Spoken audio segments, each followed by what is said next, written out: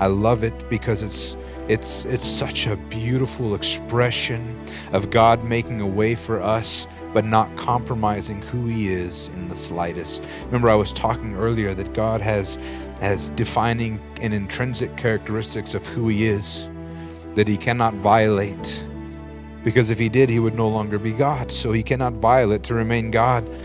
So how do you deal with sin? How do you deal with this body of sin that completely separates us from God, that has a wage of death? The penalty is death.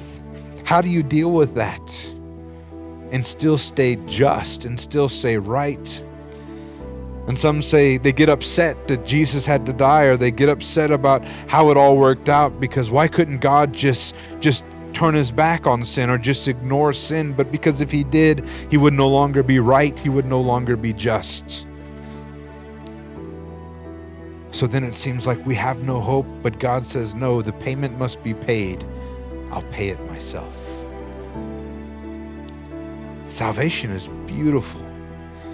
And the plan of salvation, to me, is the greatest evidence that man didn't make it up, because we would never do that.